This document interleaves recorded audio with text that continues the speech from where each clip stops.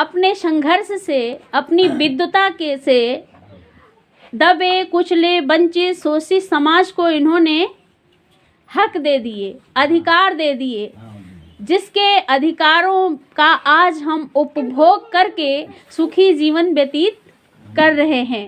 यह सुखी जीवन हम बिता रहे हैं। इन्होंने संविधान के अंतर्गत आप सभी लोगों को वो अधिकार दिए हैं जिस अधिकार से आप लोग अपने जीवन को भली भांति सुचारित रूप से अपने जीवन को व्यतीत कर सकते हैं। फिर क्या है कि हमारे समक्ष फूल रखे हुए हैं। इनको हमने फूल क्या किया? अर्पण किया। आपने इनको फूल अर्पित किए। जब अर्पित किए तो ये फूल भी हमें संदेश देते हैं।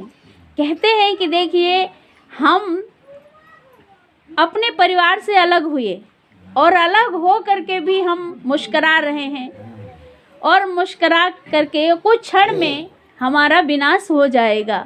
हम क्या हो गए? हमारा अस्तित्व खत्म हो जाएगा। इसी प्रकार मनुष्य को जब तक उसका जीवन है तब तक धैर्यपूर्वक मुस्कुराते हुए, हंसते हुए अपने जीवन को व्यतीत करना चाहिए, क्योंकि इस संसार में जो भी चीज़ें हैं, जो भी वस्तुएं हैं, वो सभी नाशवान हैं। जिस तरीके से फूल नाशवान है, उस तरीके से आपका भी जीवन नाशवान है। ठीक है।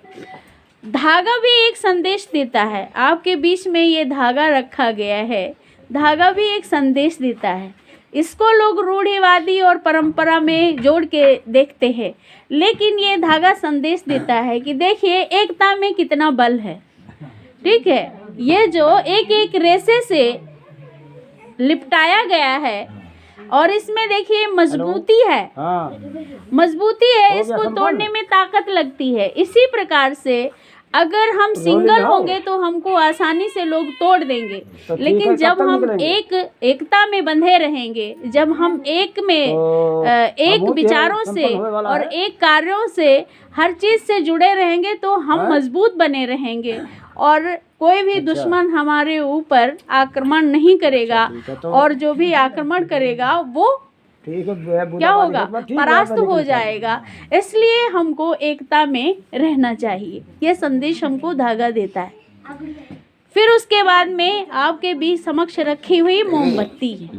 मोमबत्ती भी हमको संदेश देती है और कहती है मोमबत्ती कि देखिए, हम जल रहे हैं, हम जल रहे हैं, और जल करके हम दूसरों को प्रकाश दे रहे हैं, और हम दुख में इतना बड़ा जलने के बावजूद हम धीरज रखे हुए हैं और हम दूसरों को प्रकाश दे रहे हैं। ऐसे हमको दुख में धीरज रख करके लोगों का सहयोग करना चाहिए, लोगों की मदद करनी चाहिए, लोगों की सेवा करने का भाव होना चाहिए।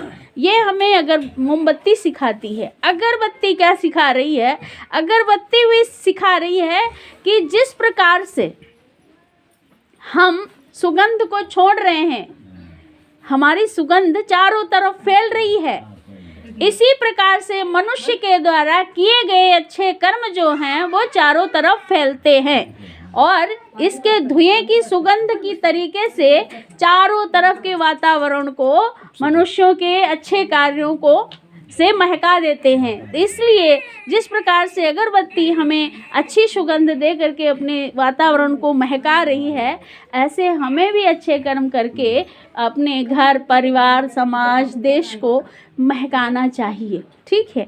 अब आते हैं निर्माण को, कि जैसे यहाँ पे आपके माता पिता की क्या रखी हैं, चित्र रखे हुए हैं। अब क्या होता है कि हमारे लोग क्या करते हैं कि जीवन में वो आदर सत्कार नहीं दे पाते हैं।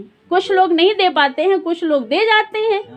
अब अपने माँ बाप की कुछ लोग सेवा नहीं करते हैं और मरने पर आंसू बहा देते हैं, खूब छाती पीट पीट के रोते हैं। क्या मतलब बनता है? जब आपस में कभी, जब तक माता पिता जीवित रहे, जब तक कोई भी हमारा नज़दीकी जीवित रहा, तब तक तो हम बैठ करके पास में चार बातें नहीं कर सके, और बाद में हम अपनी छाती पीट रहे हैं। इसका क्या मतलब बनता है? जैसे कबीरदास जी कहते हैं कि जिंदे में ना दे दिया किसी ने कोरा और मरे बंधा में चोरा। तो जिंदा में तो आपने उनका कोई सम्मान नहीं किया, आदर नहीं किया, सत्कार नहीं किया, और मरने पर उनको भोग लगाते हो, पानी देते हो, हैं, तमाम प्रकार के दिखावा करते हो समाज को कि देखिए हम माता पिता के लिए क्या कर रहे हैं। तो अब माता पिता ने आपको क्या दिया? जैसी उनकी क्षमता थी, संपत्ति दिया, हक प्रदान किया, आपको इस संसार में इस सांसारिक जीवन को देखने के लिए आपको इस यहाँ पर अवतरित किया, लेके आए। ठीक, तो अब माता पिता का भी बहुत बड़ा रोल रहता है। जब बच्चे हो जाते हैं तो आप भी किसी के माता पिता हैं, आप खुद उस चीज़ को अनुभव कर सकते हैं कि देखिए कि किसी का बच्चा कितना भी दुखी क्यों ना हो, और उसके बावजूद भी माता पिता उसको अच्छी दृष्टि से देखते हैं, कितना क्यों ना गलत हो, लेकिन फिर भी अगर कोई तकलीफ हो जाती है बच्चे को तो माता पिता कितना परेशान हो जाते हैं। तो अब इन्होंने क्या किया कि अब इनके अच्छे कार्यों को लेकर के हम अपने इनको याद किए हैं, जो आपके रहे हैं, इनके जो बच्चे रहे हैं, इनके जो पोती पोता रहे हैं, इनके जो पुत्र और पुत्री रहे हैं, वो सब इनके अच्छे कार्यों को याद करके आज ये आयोजन किए हैं। तो ये सब चीज़ें हैं कि जो हमें अब तथागत बुद्ध ने कहा है कि मरने के परांत कुछ नहीं है, जो कुछ है जीवन में, अगर हमें निर्वाण प्राप्त करना है तो जीवन में ही निर्वाण प्राप्त कर सकते हैं। अब एक बताओ, क्या कोई जुआरी आदमी निर्वाण प्राप्त कर सकता है? नहीं कर सकता है ना। शराबी आदमी कोई निर्वाण प्राप्त कर सकता है? नहीं प्राप्त कर सकता है, क्योंकि उन्होंने अपने जीवन में अच्छे कर्म नहीं किए। और निर्वाण कब प्राप्त होता है? जब हम अपने चरित्र को अच्छा, सुयोग्य, अच्छे कर्मों के द्वारा अब किसी समाज में पेश करते हैं, उसको निर्वाण कहा जाता है। ठीक है, तो इन चीज़ों को समझने का आप लोग प्रयास कीजिए। और ये जो कार्यक्रम आपके माता पिता की स्तुति में रखा गया, तो आप इनके सद्कार्यों को याद करते हुए, आप जो भी इन्होंने सद्कार्य किए हैं